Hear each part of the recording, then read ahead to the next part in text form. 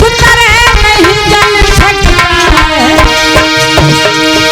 त्याही केवल नर के द्वारा संसार नहीं जन सकता है।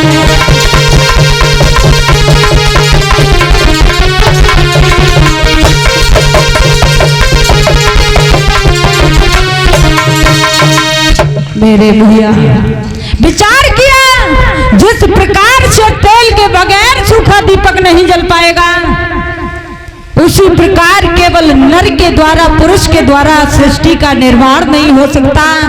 अगर हमें सृष्टि की रचना करनी है, उससे पहले हमें स्त्री को प्रकट करना होगा। एक सरस्वती नाम की कन्या प्रकट हुई। ब्रह्मा जी ने विचार किया सरस्वती से कुछ मदद ले लें। तब तक जो 10 पुत्र प्रकट किए, उनमें जो पुत्र जिनका नाम था नारद, वो नारद आ गए, जवाब दिया पिताजी, अगर जो जन्म देने वाले होते हैं वो माता पिता कहे जाते हैं, तुमने सरस्वती को प्रकट किया है यानी जन्म दिया है, तो तुम रिश्ते में इनके पिता हुए। और जब आपकी ऐसी भावना बन गई कि सृष्टि का निर्माण करने में अगर सरस्वती का सहयोग लिया, तो आगे आने वाले समय में पिता और पुत्री का कोई संबंध दिखाई नहीं देगा, बहन भाई में कोई रिश्ता नजर नहीं आएगा, सारे रिश्तों की मर्यादा भंग हो जाएगी। इसलिए तुम सृष्टि को रचना चाहते हो तो कोई और उपाय करो। जब ब्रह्मा जी से ये बात नारद ने कही, उसी समय ब्रह्मा जी ने उस शरीर को त्यागन किया है और दाएं बाएं अंग से स्त्री और पुरुष की रचना की, बताया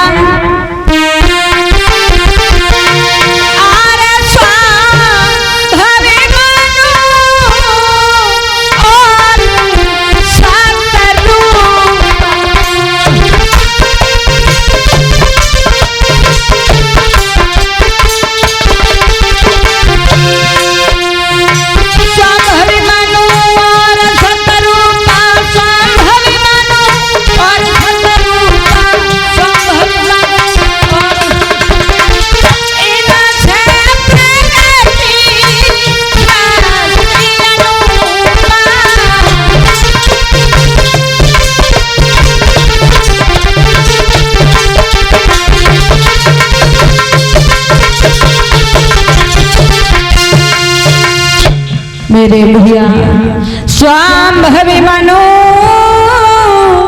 और सतरूपा और इन से प्रगति सृष्टि अनूपा। दाएं बाएं अंग से स्वाम्भवी मनु नाम के पुरुष, शतरूपा नाम की स्त्री प्रकट किए हैं, दोनों का विवाह किया है और इन्हें आदेश दिया है कि अब तुम सृष्टि की रचना करो।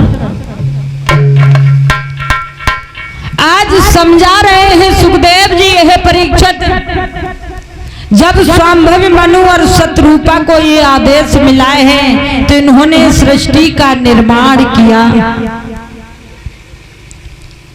और जब सृष्टि का निर्माण हुआ है, संसार केवल एक ही माता पिता की संतान है।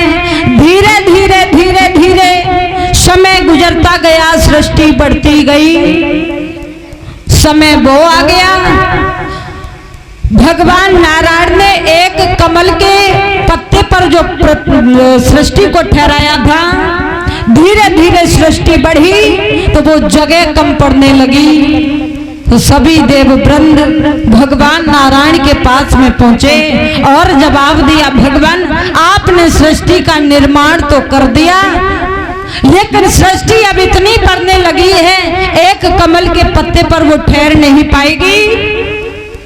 भगवान नारायण ने जवाब दिया, आप परेशान मत होइए, अगर हमने सृष्टि रची है तो ठहराने की व्यवस्था भी हम ही करेंगे।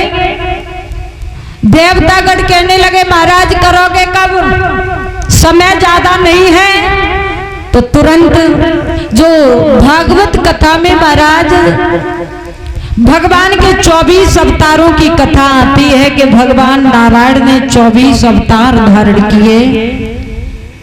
उनमें से हम बताएंगे कि सबसे पहले 4 पुत्रों के रूप में भगवान का स्वरूप आया और दूसरे अवतार में किस तरीका से भगवान नारायण ने 12 यानी सूकर का अवतार क्यों और कैसे धारण किया।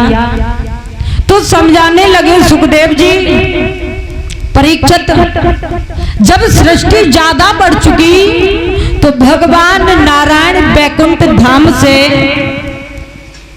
जो पृथ्वी का नक्शा बना करके रखा था, उस नक्शे को जो कश्यप ऋषि के पुत्र हुए हिरण्याक्ष और हिरण्यकश्यप, वो दोनों राक्षस थे, उनमें से हिरण्याक्ष उस नक्शे को उठा ले गया।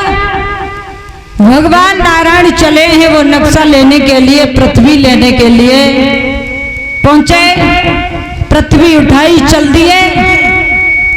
तो बाबा नारद को एक बात याद आ गई, बोले पृथ्वी लेकर के जब भगवान नारायण जा रहे हैं और ये हिरण्याक्ष वरदानी है, और अगर इसका अभी उद्धार नहीं हुआ तो न जाने कितने वर्ष बीत जाएं, इसका उद्धार हो ही न पाए।